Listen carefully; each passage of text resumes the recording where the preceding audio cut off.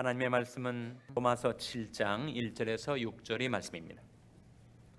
형제들아, 내가 법 아는 자들에게 말하노니 너는 율법이 사람이 살 동안만 그를 주관하는 줄 알지 못하느냐. 남편 있는 여인이 그 남편 생전에는 법으로 그에게 매인 바 되나 만일 그 남편이 죽으면 남편이 법에서 벗어났느니라. 그러므로 만일 그 남편 생전에 다른 남자에게 가면 음부라 이르되 남편이 죽으면 그 법에서 자유케 되나니 다른 남자에게 갈지라도 음부가 되지 아니하느니라. 그러므로 내 형제들아, 너희도 그리스도의 몸으로 말미암아 율법에 대하여 죽임을 당하였으니 이는 다르니 곧 죽은 자 가운데서 살아나신 이에게 가서 우리로 하나님을 위하여 열매를 맺히게 하려 함이니라. 우리가 육신에 있을 때에는 율법으로 말미암는 죄의 정욕이 우리 지체 중에 역사하여 우리로 사망을 위하여 열매를 맺게 하였더니 이제는 우리가 얽매였던 것에 대하여 죽었으므로 율법에서 벗어났으니 이러므로 우리가 영의 새로운 것으로 섬길 것이요 의문이 묻은 것으로 아니할지니라. 아멘. 할렐루야. 성가대의 찬양이겠습니다.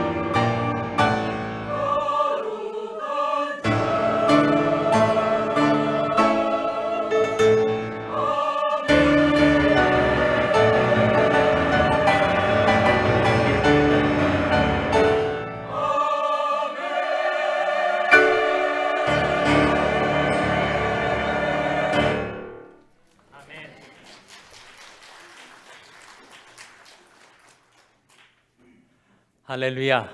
서로에게 평강의 복을 기원하는 마음으로 샬롬 인사 나누시기 바랍니다. 샬롬. 샬롬. 토요 새벽 예배 잘 오셨습니다. 우리 할렐루야 성가대 이른 아침 정말 목소리도 잘 안 나오는데 은혜로운 찬양 힘차게 잘 불러주셨죠? 다시 한번 박수 보내주시기 바랍니다.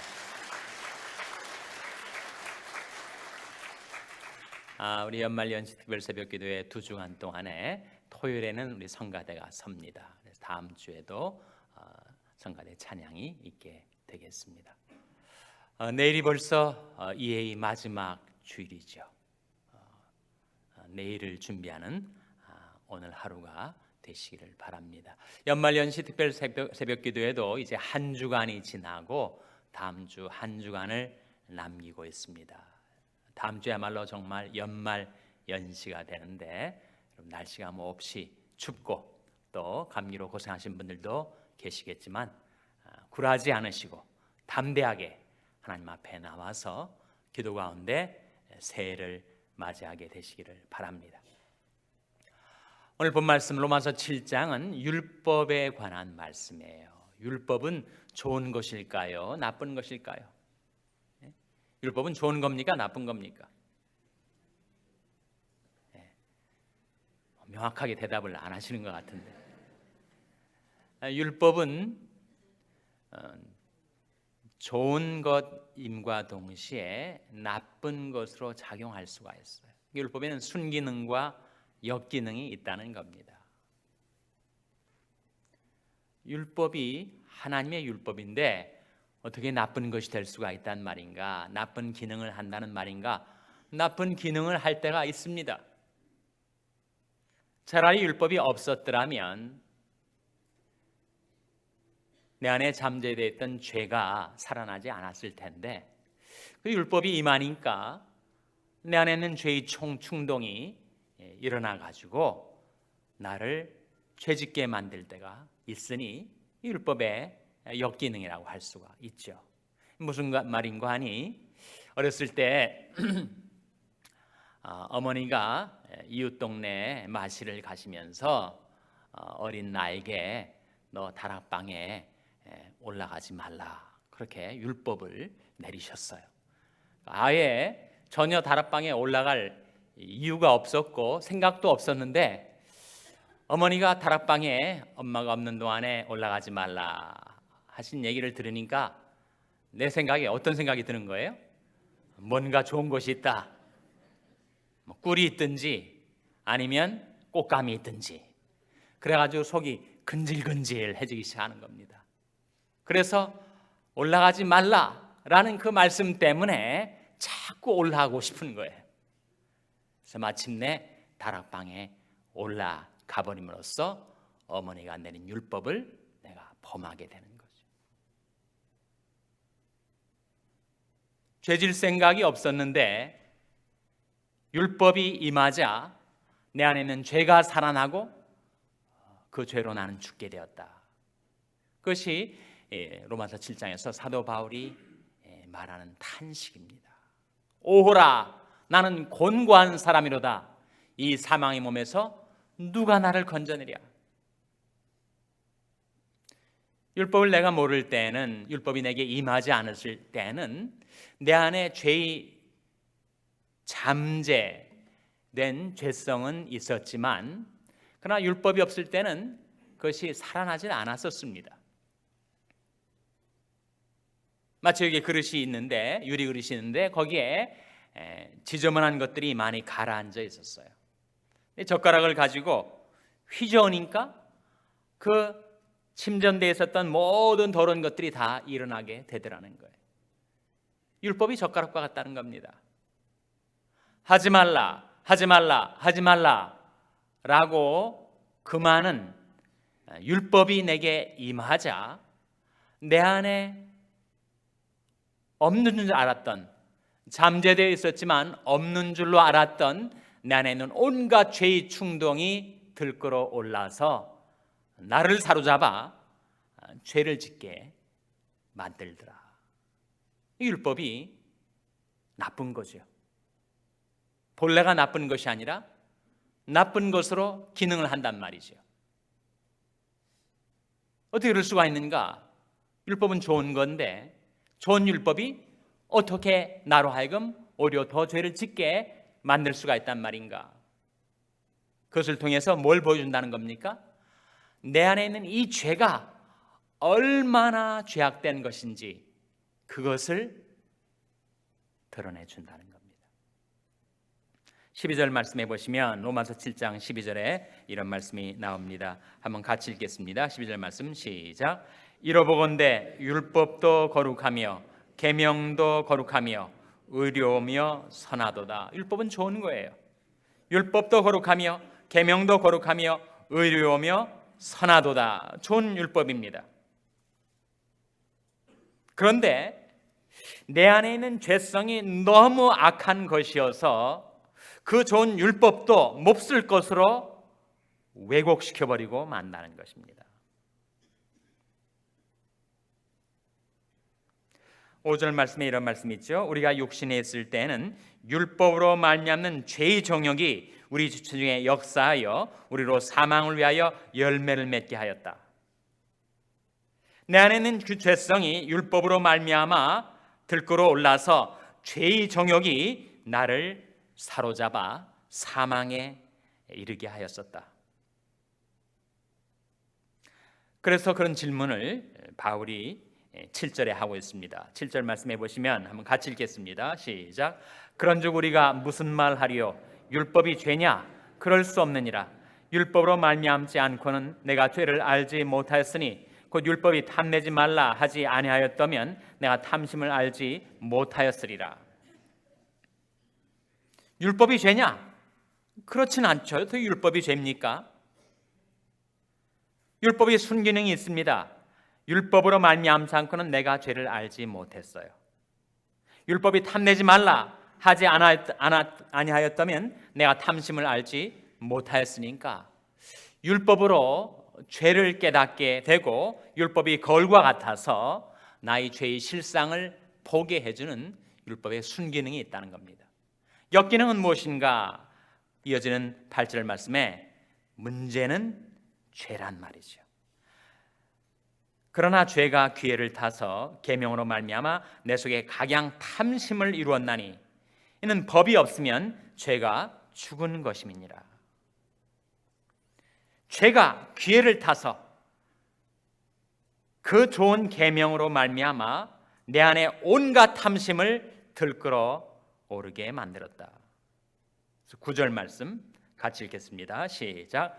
전에 법을 깨닫지 못할 때는 내가 살았더니 계명이 이름에 죄는 살아나고 나는 죽었도다. 이 말씀 이해가 되시죠?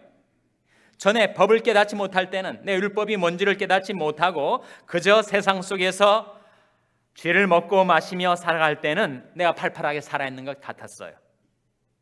그런데 계명이 이르게 되자 내 안에 있는 죄는 살아나게 되고 그 죄가 나를 죽여버렸다는 거죠.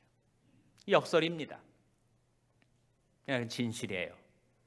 실제로 율법을 모를 때에는 그저 인생은 다 그런 것이려니 먹고 마시고 흥청망청 세상에 도취되어서 살았는데 내가 진지하게 신앙에 입문하게 되고 하나님 말씀을 내가 좀 더 알게 되자 그 말씀이 계명, 그 말씀이 율법이 내게 다가와서 그 말씀, 그 계명으로 인해서 내가 오히려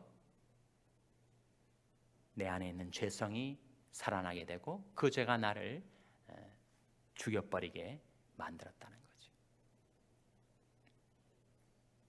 그렇다고 해서 율법이 죄냐?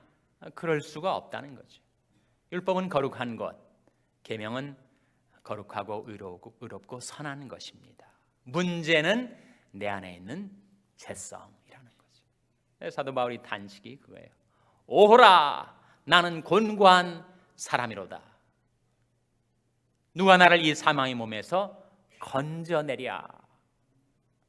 내가 원하는 바 선은 행하지 아니하고 원치 아니하는 바 악은 자꾸 행한단 말이에요. 이렇게 해서는 안 되는데, 이렇게 살아서는 안 되는데 양심의 소리가 들리고 율법의 소리가 들리지만 그 소리가 오히려 내 안에 있는 죄의 충동들을 더 들끓어오르게 만들어서 차라리 율법이 없었을 때는, 내가 율법을 모를 때는 그저 살아갈 만 했었는데, 그 율법이 이르게 되자 내가 더 죄를 짓게 되고 더 죄를 지으니 율법의 정죄감, 죄책감이 내게 쏟아져 내리고, 그래서 오히려 내가 죽게 되었으니 율법에는 분명 순기능과 역기능이 있는 것인데, 율법이 본래 나쁜 것이어서 그런 것이 아니라 내 안에는 죄가 너무 간악한 것이어서 그 좋은 율법도 몹쓸 것처럼 만들어버리는 그 죄성, 그것이 문제라는 거예요. 죄는 그렇습니다. 예수님께서 그래서 아주 심각하게 말씀하신 바가 있지 않아요? 내 눈이 너로 하여금 범죄케 만들면 그 눈을 빼어버리라. 내 오른손이 자꾸 너로 하여금 죄를 짓게 만들면 그 오른손을 찍어버리라. 그 주님의 어미하신 말씀이 의미가 무엇이겠습니까? 실제로 눈을 빼버리고 손을 찍어버리라는 그런 말씀일까요?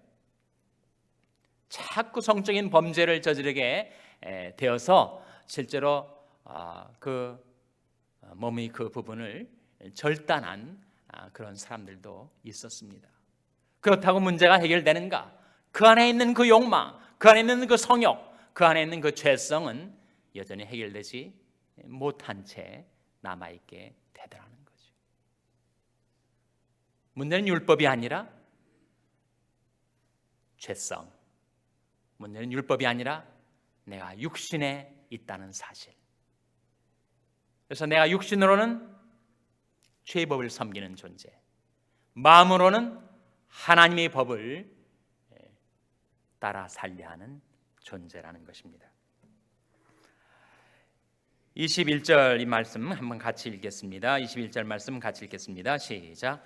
그러므로 내가 한 법을 깨달았노니 곧 선을 행하기 원하는 나에게 악이 함께 있는 것이로다.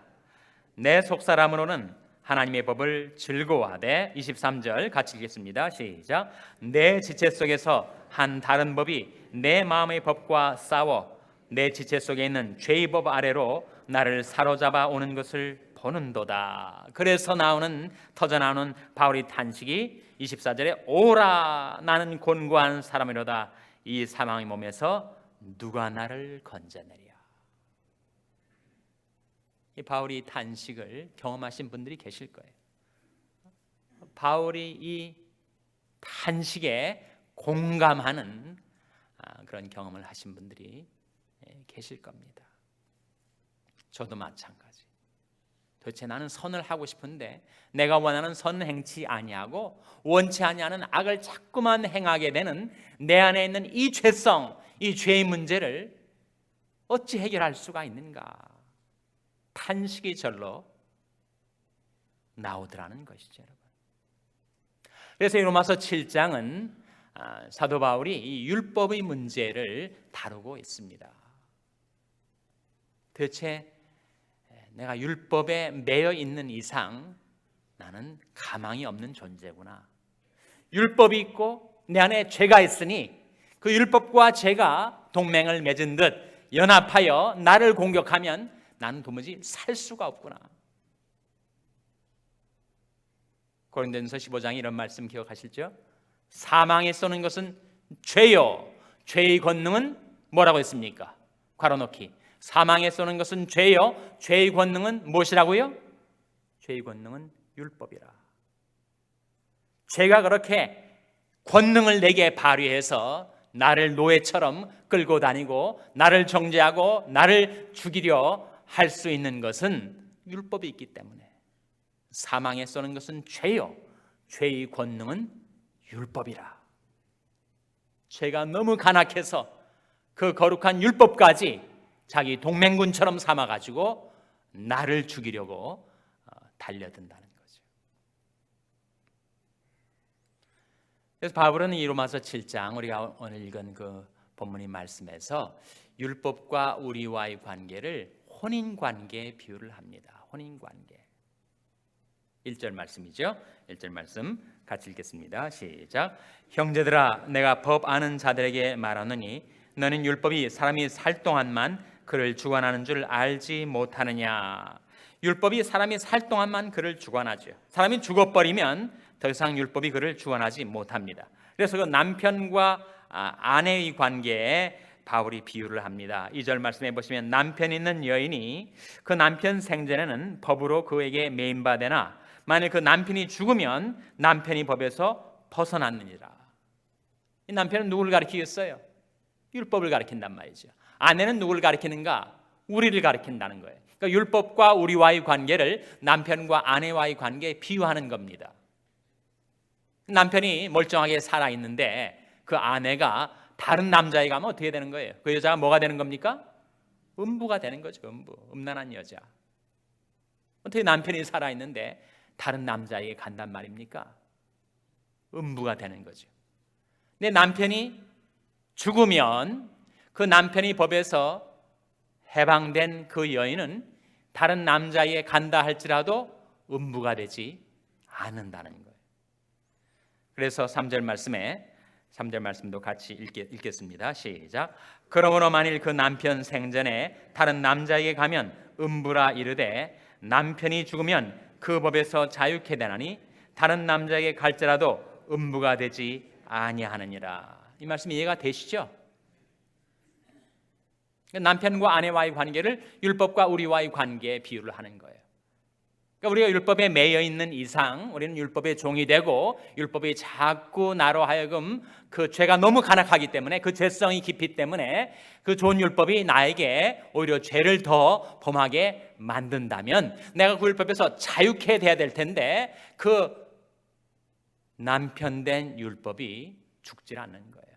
죽으면 좋겠는데 죽으면 내가 그 율법에서 자유케 될 수가 있는데 예수님 말씀대로 천지가 없어지기 전에는 이 율법의 1.1획이라도 없어지지 아니하느니라. 율법은 죽지 않습니다. 율법은 천지가 없어지더라도 율법은 계속 살아있을 거예요. 뭐 어떻게 해결될 수 있습니까? 그 해결되는 길은 아내가 죽으면 되는 거죠. 남편은 끝까지 살아있게 된다면 결국은 아내가 죽어야 그가 율법에서 자유케 되는 것입니다. 그러니까 우리가 율법에 매여서 결국 죄의 종살이를 하면서 비참하게 살아왔는데 그 율법에서 자유케 되고 싶은데 그 율법은 죽질 않으니까 그 남편은 죽질 않으니까 아내인 우리가 죽어야 돼요. 어떻게 죽습니까? 어떻게 죽어요? 우리가 그리스도 안에 들어올 때 그리스도의 몸 안에 들어있는 우리가 그리스도께서 십자가에 죽으셨을 때 거기서 나도 죽게 된다. 영적인 신비를 말하기 때문에 여러분이 쉽게 이해되지 않지만 잘 따라오시기 바랍니다. 율법이 남편은 죽질 않으니까 아내인 내가 죽어야 되는데 내가 어떻게 죽을 수가 있는가? 내가 그리스도 안에 들어올 때 그리스도의 몸에서 일어난 일이 내게도 그대로 벌어져서 그리스도의 몸이 십자가에 달렸을 때 나도 그 옛사람이 그리스도 안에서 죽게 되었다. 4절 말씀이죠. 같이 읽겠습니다. 4절 말씀 시작. 그러므로 내 형제들아 너희도 그리스도의 몸으로 말미암아 율법에 대하여 죽임을 당하였으니 이는 다르니 곧 죽은 자 가운데서 살아나신 이에게 가서 우리로 하나님을 위하여 열매를 맺히게 하려 함이니라. 율법인 남편이 안 죽으니까 아내인 우리가 죽어야 되는데 우리가 어떻게 죽을 수가 있는가? 어떻게 죽게 되는가? 그리스도의 무엇으로 말미암아 죽었다고요? 그리스도의 몸으로 말미암아. 4절 말씀에 그러므로 내 형제들아 너희도 그리스도의 몸으로 말미암아 율법에 대하여 죽임을 당하였다. 그리스도 안에 들어온 우리가 그리스도의 몸에서 일어난 모든 일들 그리스도의 몸이 십자가에 못 박혀 죽게 되었을 때 나의 옛사람도 그리스도와 함께 십자가에 못 박혀 죽었다는 거예요. 내가 그리스도와 함께 십자가에 못 박혔나니 그런즉 이제는 내가 산 것이 아니요 오직 내 안에 그리스도께서 사신 것이라. 그래서 십자가에서 그리스도의 몸에 벌어진 일이 내게도 벌어져서 우리가 알거니와 우리 옛사람이 예수와 함께 십자가에 못 박힌 것은 죄의 몸이므라여 다시는 우리가 죄에게 종노릇하지 아니하게 하려 함이니라. 그래서 우리 죄 문제, 우리 옛사람이 십자가로 처리가 된 것입니다. 우리가 지금까지 살면서 나의 과거의 죄악들이 예수님이 십자가의 보혈로 깨끗이 죄 씻음을 받은 것처럼 내 안에 있는 죄성의 문제, 옛사람의 문제, 그 죄악의 본성의 문제가 예수 그리스도의 십자가로 처리되고 해결되었다는 거예요. 내가 그리스도의 몸으로 말미암아 율법에 대하여 죽임을 당했습니다. 그래서 율법에서 비로소 자유케 된 것입니다. 나는 율법에서 벗어나게 된 것이죠. 그래서 이제는 다른 남편에게 가도 되게 되었습니다. 여기 나는 다른 남편이 누구를 가리키죠, 여러분? 누구를 가리킵니까? 예수 그리스도를 가리키죠. 율법에 대하여 죽어서 이제 그 남편이 법에서 벗어난 내가 이제는 다른 남편이신 그리스도에게로 가서 그리스도의 소속된 자, 그리스도의 소유된 자, 그리스도에게 붙어있는 자, 그리스도에게 속한 자가 되게 되었다는 거예요. 그래서 이제는 율법으로서가 아니라 그리스도로 인해서 우리가 하나님을 위하여 열매를 맺히게 되었다는 겁니다. 여호와여 내가 깊은 데서 주께 부르짖었나이다. 오늘 예배가 시작되면서 낭독된 그 말씀 가운데 내가 죄악과 환난이 깊은 곳에 있었던 자였는데 어떻게 내가 자유케 되었는가? 율법으로 자유케 되었는가?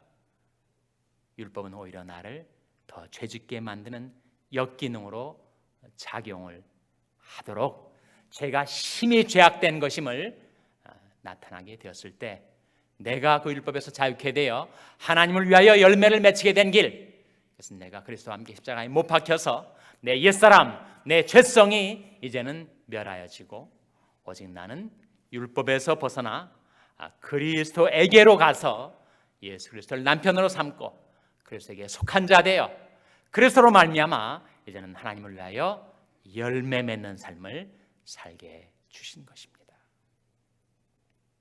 그것이 사도 바울이 그 말할 수 없는 비참한 탄식에서 갑자기 찬양으로 바뀌게 된 이유입니다. 24절, 25절 말씀 다시 한번 같이 읽겠습니다. 24절, 25절 말씀 시작.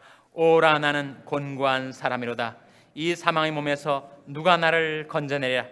우리 주 예수 그리스도로 말미암아 하나님께 감사하리로다. 그런즉 내 자신이 마음으로는 하나님의 법을, 육신으로는 죄의 법을 섬기노라.